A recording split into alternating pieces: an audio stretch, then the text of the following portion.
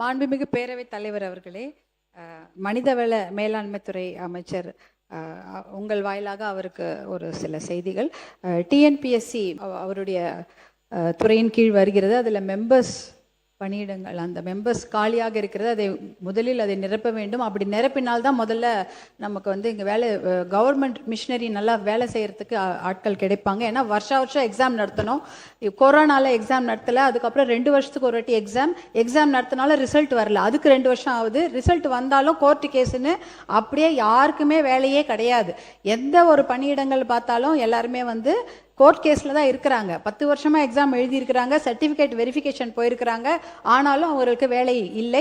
இந்த விஷயத்தெல்லாம் கொஞ்சம் இந்த குறைகளை கண்டிப்பாக நிவர்த்தி செய்ய வேண்டும். வருஷம் எக்ஸாம் நடத்தி அதில் ரிசல்ட் வழக்கு எதுவுமே இல்லாமல் அவர்களுக்கு வேலை வாய்ப்பு வழங்கப்பட வேண்டும்.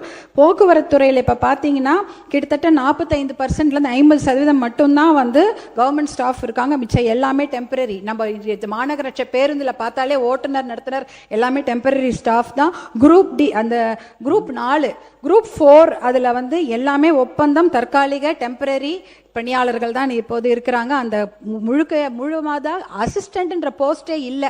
இதையெல்லாம் நிவர்த்தி செய்ய வேண்டும் என்று அன்போடு கேட்டுக்கொள்கின்றேன். இதே சமயம் இளைஞர் நலன் மற்றும் பொதுப்பணித்துறை அமைச்சருக்கு ஒரு வேண்டுகோள். எல்லா விளையாட்டு மைதானங்களையும் நீங்கள் புதுப்பிக்க வேண்டும். ஏன்னா மார்ஷியல் ஆர்ட்ஸ் சொல்லிக் கொடுக்கறதுக்கு ஏற்பாடு பண்ணுங்க. தற்காப்பு கலை மிக மிக அவசியம். எவ்வளோக்கு எவ்வளோ விளையாட்டுக்கு முக்கியத்துவம் கொடுக்குறோமோ, பள்ளிக்கூடத்தில் 1 மணி நேரம் தான் விளையாட்டுக்கு முக்கியத்துவம் கொடுக்குறாங்க. அதை மாற்றி அது ஒரு முடிவாக எடுக்க வேண்டும். பாலிசி எடுத்து எல்லா நாளும் விளையாடணும்னு சொல்லணும். தற்காப்பு கலை, அந்த மாதிரி சிலம்பம், அப்புறம் கராத்தே, கொபுடோ போன்ற விஷயங்களுக்கு ட்ரெயினர்ஸ் போட்டு பயிற்சி கொடுங்க.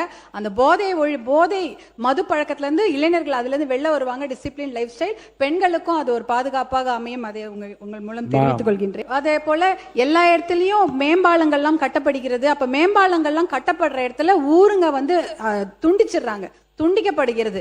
இந்த பக்கம் ஒரு 10 ஊர் மாட்டிக்குது, அந்த பக்கம் 10 ஊர் மாட்டிக்குது. அவங்களால போய் வர முடியல. அவர்களுக்கு ஒரு அண்டர் பாஸோ இல்லை மேலே இன்னொரு மேம்பாலம் அந்த மாதிரி ஏதாவது ஒன்று ஏற்பாடு செய்யும்படி கருணையுள்ளத்தோடு அதை பரிசீலிக்கும்படி பேரவைத் தலைவர் வாயிலாக கேட்டுக்கொள்கிறேன். நன்றி, வணக்கம்.